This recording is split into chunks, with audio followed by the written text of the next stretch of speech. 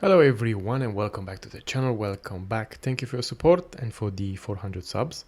In today's episode, I'm going to answer a question that I do get a lot lately, and that question is, from where do you get all these cars? Now, the answer is a bit more complex, and what might seem like a straightforward transaction is not always the case. I'm trying to get the best deals for my purchases, and today's solutions are aimed for those of you who are on a budget, the ones who just can't pay upfront £300 to fuel this expensive hobby. Hopefully, these 5 tips will help you in saving some money long term. And because time is money, let's jump into it. Tip number 1, buy Joblots. This method requires some budget management.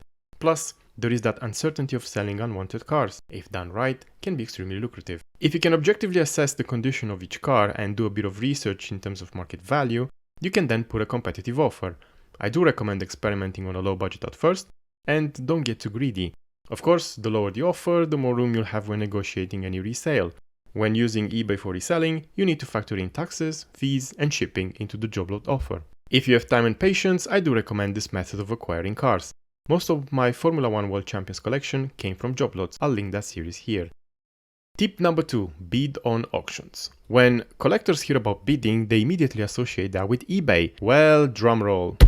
What if I told you there are plenty of other options? I'm not affiliated with any of these sites, but I do use them every now and then. First one is SaleRoom. Make sure you read the auction's terms and conditions and you understand all the fees and taxes before bidding. Set up email alerts so you don't miss out.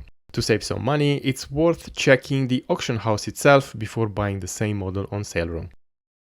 A similar site is Katawiki, which is quite popular across Europe and North America. Some of the job lots here have no reserve prices, and because the auctions are running from different time zones, you might get lucky to land an item if other buyers are sleeping. After all, if you snooze, you lose. The good old eBay will require some management, and I just can't stress this enough. If you want the best deal for your cars, you need to have lots of items on your watch list. You can add as many keywords as you want, and make sure you have time to check every listing. It is time consuming, but it's also rewarding. My pro tip is to search items in your region and see if you can bargain by making offers before an auction actually ends. Ultimately, you don't know if the seller is looking to cash out quickly or not. I personally have made offers on items that were on auction and the seller just accepted my offer and closed the listing. And here are some great cars that I bought for good prices, at least in my view. It's always nice when you save some money. Tip number 3, search locally. In the UK, there are plenty of charities and the money go to good causes.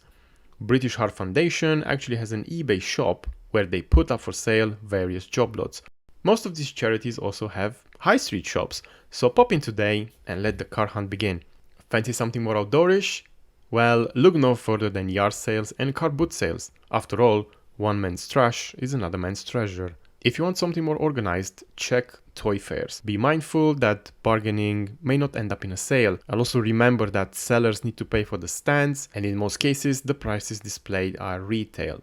Still, good fun and another opportunity to connect with fellow collectors. Tip number 4, buy damaged models. This is actually my favorite method out of them all. I love damaged models, not the ones that are beyond repair. I tend to offload those immediately, and believe it or not, other collectors are actively looking for spare parts too. This method requires some skills and tools, so I suggest practice on dirt cheap models at first. This is a good way to learn the differences between resin, metal, plastic or whatever, and I personally like the challenge of putting things together. In this example, I managed to salvage all the models on the right hand side, made a nice profit after I sold everything, and with the money that I got, I bought a car that I was missing. Pretty cool. Here are some sales from the so-called unrepairables. I got extremely lucky earlier this year to get my hands on a Senna taxi.